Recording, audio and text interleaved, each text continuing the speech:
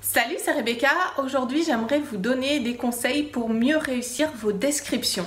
Pourquoi? Parce que souvent, on m'écrit, on me dit voilà, j'arrive pas vraiment bien à décrire, j'ai quelques problèmes pour organiser mes descriptions, pour que ça paraisse vivant, parce que parfois ça ennuie aussi les descriptions. Je me souviens quand j'étais en fac de lettres notamment par exemple, où parfois je lisais des romans où il y avait des descriptions à rallonge et voilà, je m'ennuyais, je m'endormais dessus.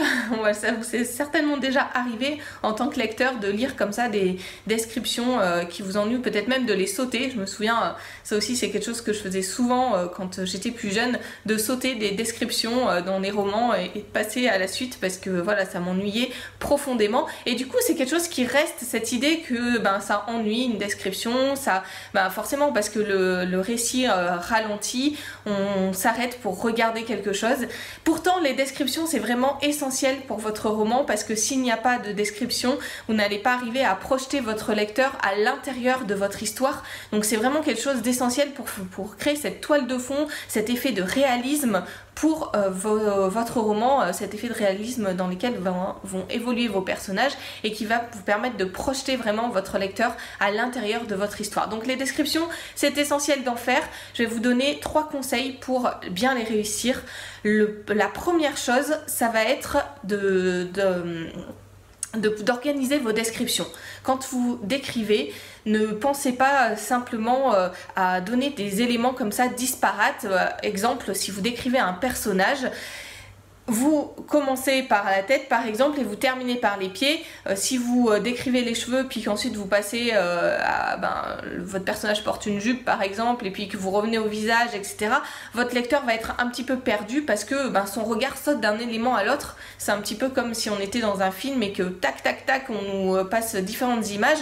Bon voilà, il y a un effet un peu, on se dit il faut que le cerveau s'adapte en fait pour arriver à comprendre. Alors que si vous arrivez à faire une description organisée, liée, avec des éléments qui permettent à votre lecteur de suivre votre regard, vous d'écrivain, et bien ça va être beaucoup plus facile pour lui d'arriver à l'intérieur de votre description.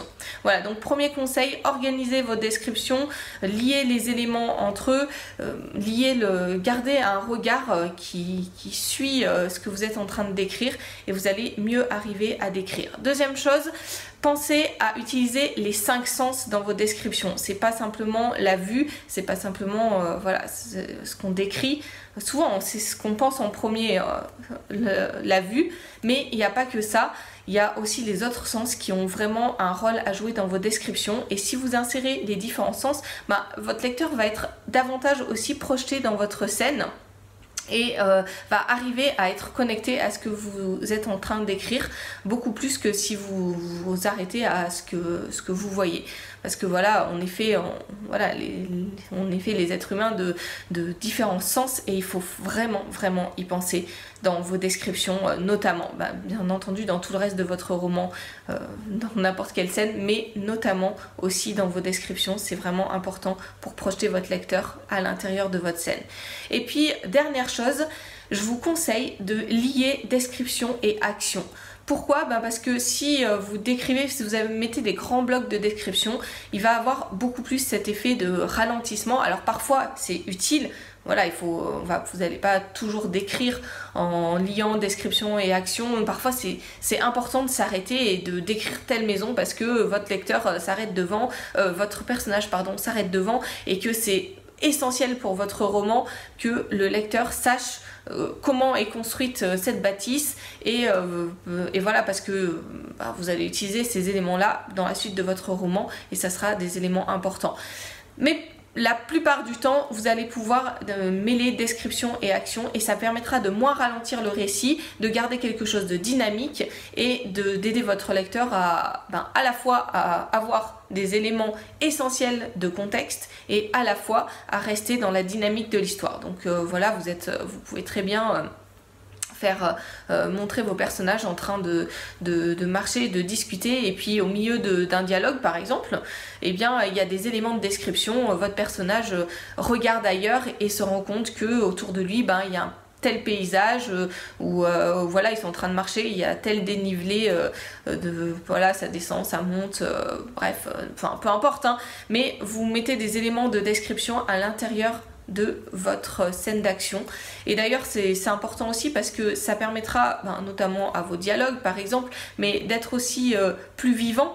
Parce que s'il y a simplement je vous l'ai dit dans une autre vidéo, s'il y a simplement des personnages qui sont en train de discuter, c'est beaucoup moins vivant que si il y a des éléments où on nous dise ce qu'ils sont en train de faire, quel est leur mouvement, ce qu'ils sont en train de penser. En même temps, voilà, quand on discute, on n'est jamais en train de penser simplement à la conversation qu'on est en train de vivre, mais il y a plein de choses autour et c'est des éléments à minima bien entendu, mais que vous devez remettre dans votre roman. Donc voilà, 3 conseils pour mieux réussir vos descriptions, pour que ce soit moins ennuyant, pour que ce soit plus dynamique pour vous, pour votre lecteur. Le premier, donc on a dit, alors utiliser les 5 sens, c'était le deuxième. Le premier, c'était, j'ai complètement oublié, c'est pas grave. Bon, bref, mêler description et action. Et le premier, voilà, j'ai retrouvé, c'était organiser votre description. Voilà, 3 éléments. Je vous conseille vraiment de tester ça, peut-être même dès aujourd'hui dans la prochaine scène que vous allez écrire. Et pour vous aider à écrire cette prochaine scène, si vous ne l'avez pas encore, je vous conseille de télécharger ma formation sur les scènes de roman, parce que vous aurez plein d'éléments qui vont vous aider à organiser cette scène, justement, à mettre des éléments essentiels, à voir quels sont les points à ne surtout pas oublier dans votre scène pour arriver à capter l'attention de votre lecteur. Ça va plus loin que la description bien entendu, mais c'est vraiment important parce que votre roman est fait d'une multitude de scènes et si vous savez comment construire une scène, vous saurez aussi comment construire l'ensemble de votre roman. Donc téléchargez-la, elle est gratuite. Je vous dis à très bientôt pour d'autres conseils.